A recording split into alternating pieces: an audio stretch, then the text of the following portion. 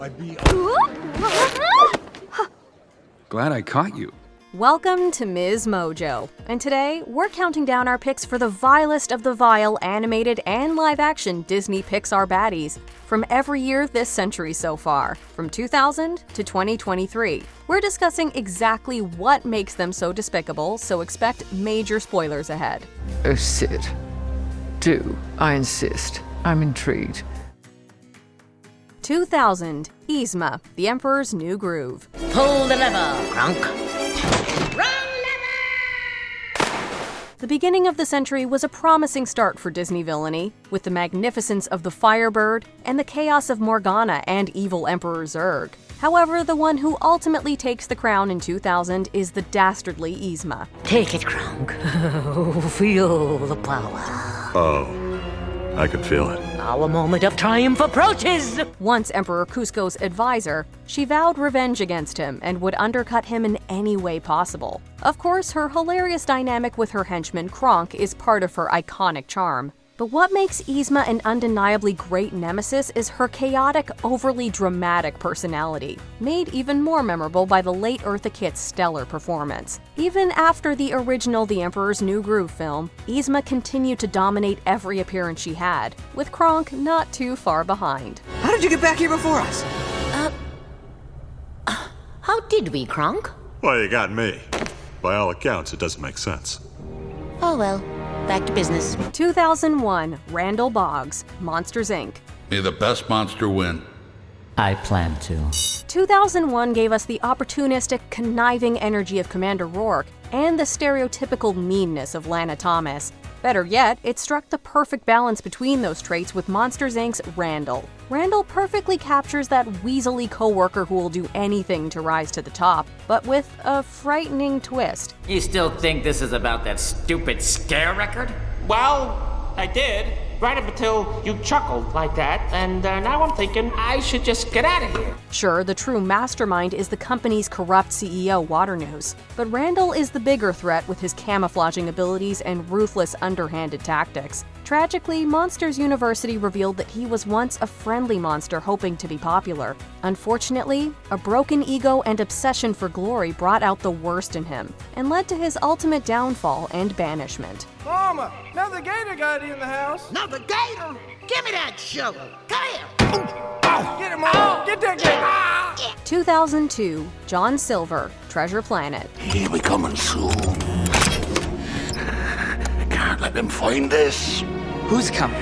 It was the year that gave us the disgraced Captain Guntu and the meme-worthy Reed Thimple, but we'd like to give a little love to the criminally underrated Treasure Planet with John Silver. Bringing such fine-looking distinguished gents to grace my humble galley. Had I known, I'd have tucked in my shirt. This seemingly innocuous cyborg masquerades as the cook for the RLS legacy. In reality, he's a conniving pirate captain obsessed with finding the riches of Treasure Planet. That treasure is owed me by thunder! I'll try to find it without my map, by thunder! Oh, you still don't know how to pick your fights, do you, boy? However, Silver is more than just your average swashbuckling cutthroat. He doesn't resort to violence unless necessary, and arguably his best quality is the father-son bond he forms with Jim Hawkins. He gives Jim the confidence to turn his life around for the better. Plus, it's really refreshing to see the hero and villain part on good terms. Stay out of trouble, you old scallywag. Why, Jimbo lad, when have I ever done otherwise? 2003, Captain Hector Barbossa, Pirates of the Caribbean, The Curse of the Black Pearl. You best start believing in ghost stories, Miss Turner. You're in one. In 2003's melting pot of villainy, we had the more scary than evil Bruce and Darla from Finding Nemo, and the both scary and evil Warden Walker from Holes. But the crook we raise our glasses to this year is the conniving scoundrel Hector Barbossa. Once Jack Sparrow's first mate, Barbossa staged a successful mutiny and became the cruel captain of the Black Pearl. Did you not notice? That be the same little island that we made you governor of on our last little trip. I did notice. Perhaps you'll be able to conjure up another miraculous escape. But I doubt it. Barbossa is a fearsome pirate because he knows how to play the game, forging the right alliances, knowing who to backstab at the right time, and reaping the rewards. and not even death can keep him down forever. Plus, his back and forths with Jack make him too entertaining to hate. So what now, Jack Sparrow? Are we to be two immortals locked in an epic battle until Judgment Day and the trumpets sound? Or you could surrender. 2004, Syndrome, aka Buddy Pine and Incrediboy, The Incredibles. Well, I had to make some major modifications. Sure, it was difficult, but you are worth it. I mean, after all, I am your biggest fan. Being a superhero flick, Pixar's The Incredibles gave us a plethora of villains to choose from the sneaky Mirage to the boisterous Underminer. But the one who tops them all is arguably the most relatable villain in the film, Syndrome. As a child, he was Mr. Incredible's #1 fan, and longed to be just like him. However, his so-called hero casting him aside broke him and set him down a vengeful path. This turned him into one of the dastardliest supervillains, with a high body count to boot.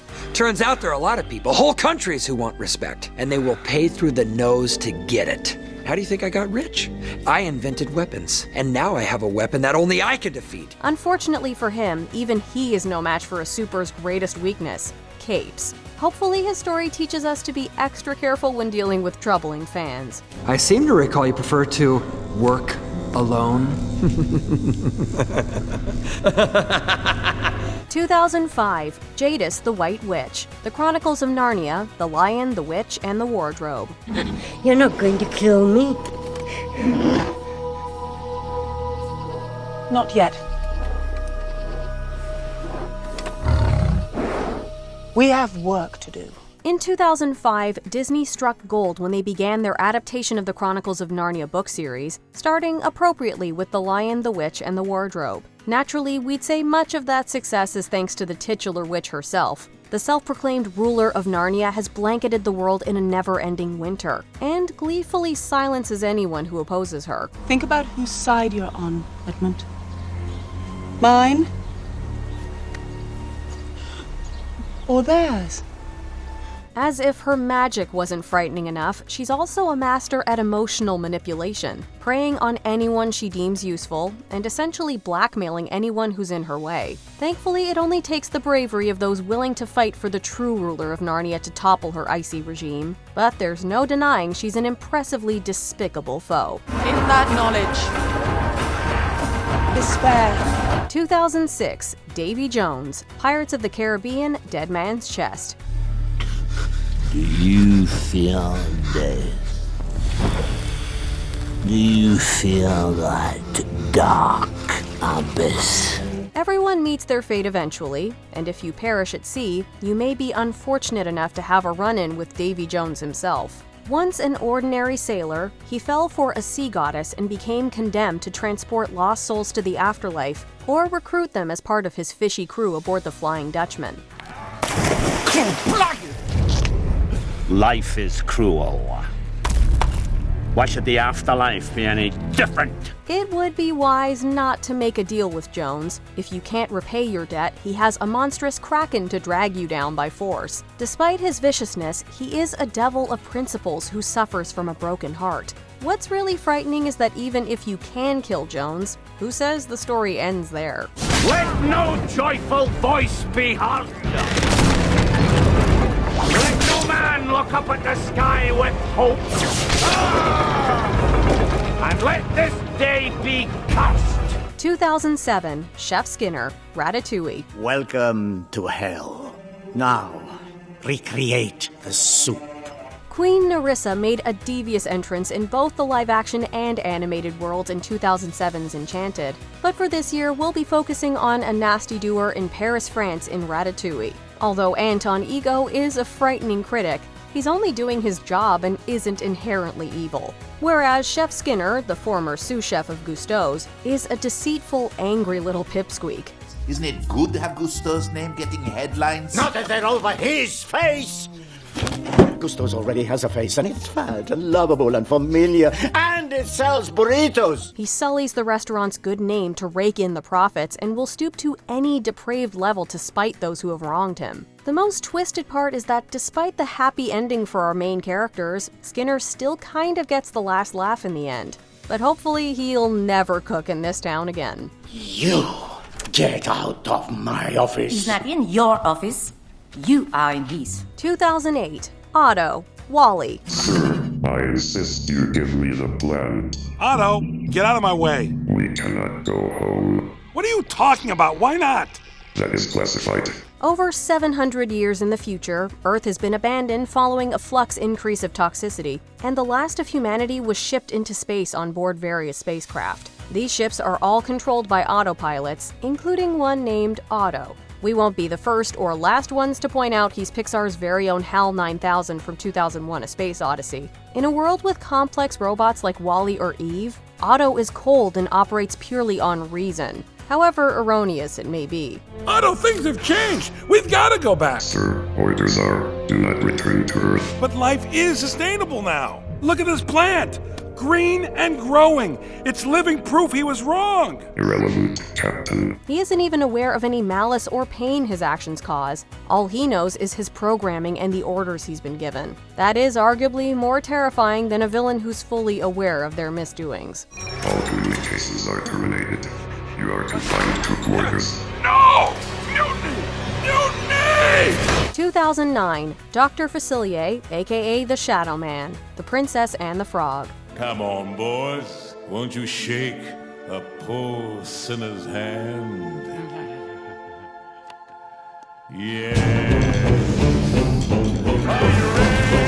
Charles Muntz from Up taught us a valuable lesson about being wary of those we idolize, but for 2009's Villain of the Year, we're giving it up to the suave, devious Dr. Facil. This smooth witch doctor has voodoo, hoodoo, and all kinds of dark magic up his sleeves, compliments of his friends on the other side. But arguably his deadliest tool is his charisma. Sit down at my table, put your minds at ease. If you relax, it will enable me to do anything I please. The bad doctor is able to trick anyone into seeing things his way, and allying with him is on par with making a deal with the devil. Sadly, for him, the Shadow Man's convincing ways couldn't save him from the debt he owed his otherworldly friends. Just a little more time! I promise I'll pay your back! I promise! 2010, Mother Gothel, Tangled. You want me to be the bad guy? Fine.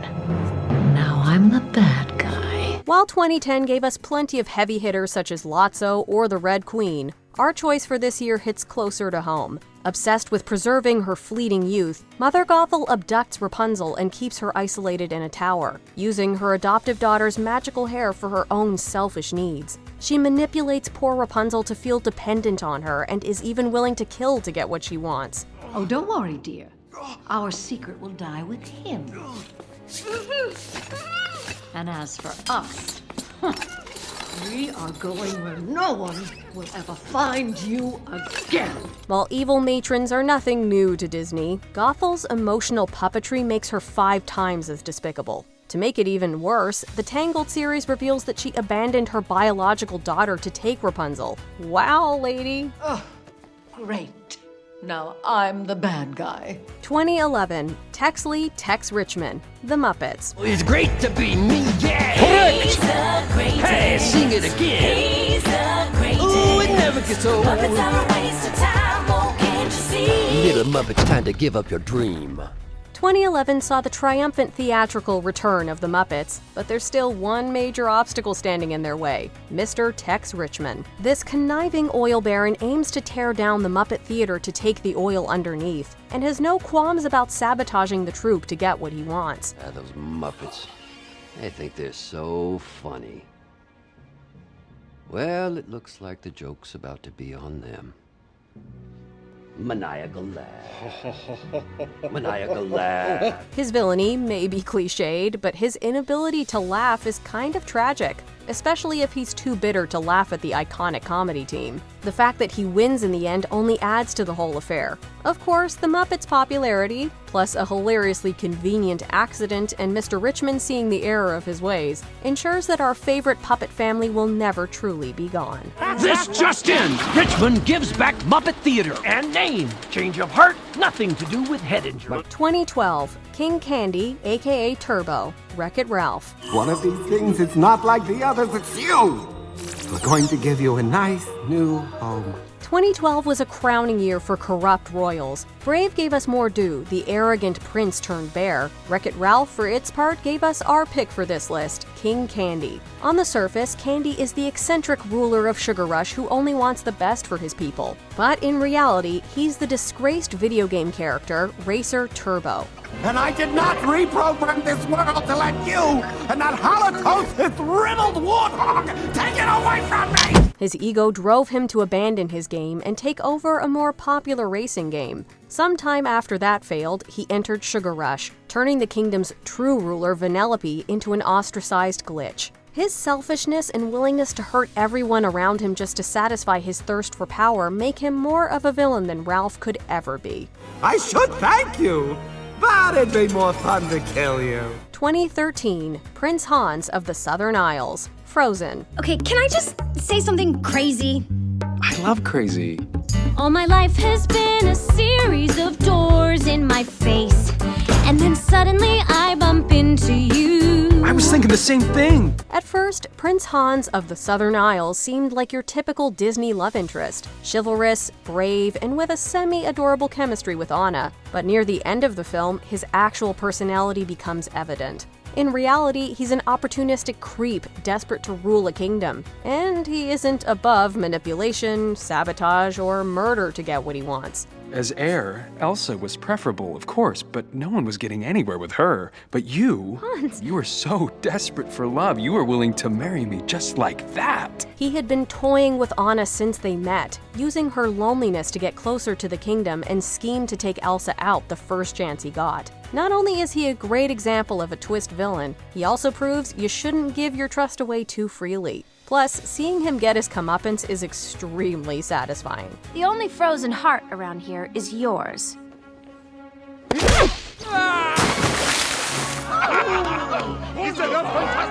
2014, Robert Callahan, aka Yokai, Big Hero 6. What are you doing? You took everything from me when you sent Abigail into that machine.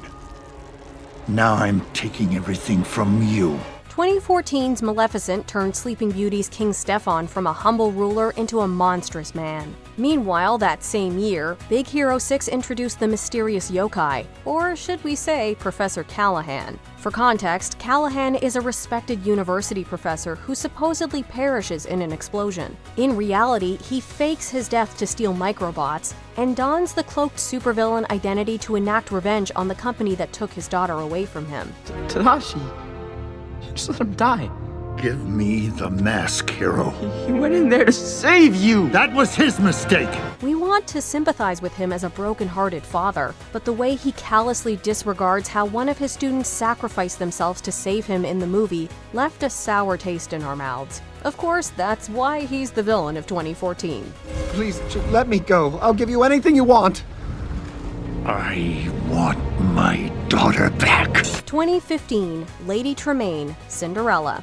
I was not able to protect my father from you, but I will protect the prince and the kingdom, no matter what becomes of me. Well, that is a mistake. We all know how debated live-action adaptations of animated Disney classics can be, but we'd say the 2015 Cinderella remake is a pretty good one. Part of that is thanks to its portrayal of the iconic wicked stepmother, Lady Tremaine. Yes, stepmother. Oh, you needn't call me that. Madam will do.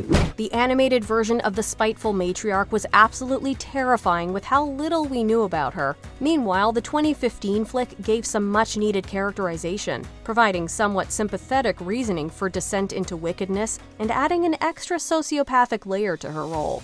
It's not easy to add a new side to one of Disney's most spiteful villainesses, but this take on the character does exactly that, and makes it work to boot. Why do you do it? Why? Why? Because you are young and innocent and good, and I... 2016, Dawn Bellweather, Zootopia. We're on the same team, Judy. Underestimated, underappreciated. Aren't you sick of it? In 2016's catalog of nastiness, we have Tekka, essentially the personification or manifestation of Maui's hubris, and the fabulously deviant Tamatoa from Moana. But how could we focus on anyone other than Zootopia's master of proverbial disguise, Bellweather? So that's it. Prey fears predator and you stay in power? Yeah, pretty much. It won't work. Fear always works. When we first meet Miss Bellweather, she's the kind assistant mayor of Zootopia who ends up taking the original mayor's place following a huge scandal involving predators. The only issue is she's actually a spiteful, intolerant manipulator who takes advantage of the social tension between prey and predators and uses fear-mongering to remain large and in charge. Fortunately, one corrupt politician is no match for a dumb bunny and a sly fox, especially when they can use her own words against her. It's called a hustle, sweetheart. Boom.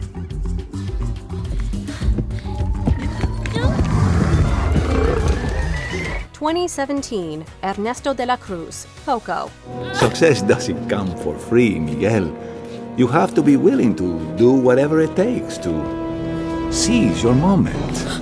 Remember that thing we said about idolizing people earlier? Well, look no further than Ernesto De La Cruz for another example of why it's not the best plan. In life and posthumously, Ernesto is admired for being a famous musician and movie star, his ultimate claim to fame being his hit song Remember Me. However, Ernesto is a big fraud. He murdered his partner and friend Hector and stole his song, building his career on lies and betrayal. All this time, I thought it was just bad luck. I never thought that you might have. That you... How could you? He took his secret to the grave, and even in the afterlife, he's desperate to preserve his ill-gotten reputation by any means necessary. Thankfully, in the end, his ruse is uncovered, and hopefully he'll eventually suffer a fate worse than death, being forgotten. Nice kitty.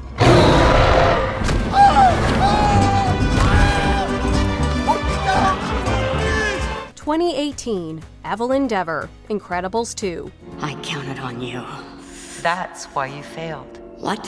Why would you count on me? 2018 was a solid year for sympathetic villains. You feel bad for the Ralph clones in Ralph Breaks the Internet because they stem from the character's own insecurities. And then there's a gray area for sympathy with Evelyn Deor from Incredibles 2. She pretends she's helping her brother portray supers in a positive light to restore their legality, yet the whole time, she's scheming with mind control tech to destroy them, blaming supers for her parents' deaths because of her dad's dependence on them. My mother wanted to hide, begged my father to use the safe room, but father insisted they call his superhero friends.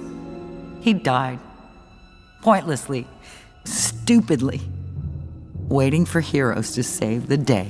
We can understand her reasoning, but her actions are far from justified. Evelyn makes it out alive in the end thanks to the hero she loathes, but it's obvious that her hatred has forever poisoned her. Well, I'm sorry she's rich and will probably get no more than a slap on the wrist. 2019, King Runard, Frozen 2. The dam isn't strengthening our waters, it's hurting the forest. It's cutting off the north. Let's not discuss this here. Let's meet on the fjord, have tea, find a solution. Toy Story 4's Gabby Gabby reminded us that not every antagonist has to be evil. Meanwhile, Frozen 2 taught us the damage a villain can cause across generations. Runard, Elsa and Anna's grandfather, was beloved as a king who wanted peace with his kingdom's new neighbors, the indigenous Northuldra of the Enchanted Forest. However, Runard held bitter and hateful views about the Northuldra's magical practices and betrayed them in the worst possible way. Magic makes people feel too powerful, too entitled. It makes them think they can defy the will of a king. Even though he's long dead before the events of the film, the damage he caused has remained for decades. A curse overtook the forest, trapping folks inside, with only Elsa and Anna able to make things right. We did this together. And we'll continue to do this together. Together. 2020, Super Big Doctor, Phineas and Ferb the movie, Candace Against the Universe. I'm so disappointed in you, Candy Corn. We could have been something. Two girls against the universe, side by side. And you threw it away. While 2020 didn't offer much in the name of big-name Disney villains, it gave us the triumphant return of Phineas and Ferb with the Disney Plus film Candace Against the Universe. Candace finds herself on the planet Fibla Oot, ruled by the seemingly good Super Big Doctor. I was proud of you today. You really stood up for yourself. You don't think I was, I don't know, a little too hard on my brothers? Heck no, girl. You don't need them messing up things for you. At first, it feels like Candace finally has someone to relate to, especially when it comes to complex sibling dynamics. However, not only is Super Big Doctor not an actual doctor, she's also an authoritarian figure who enslaved the planet with a monster plant and aims to steal all the carbon dioxide from Earth. Not so fast! No, really, don't breathe so fast. It makes your plant grow, and trust me, that's a bad thing. Yikes, talk about hardcore villainy. 2021, Alma Madrigal, Encanto. I will never be good enough for you. Will I?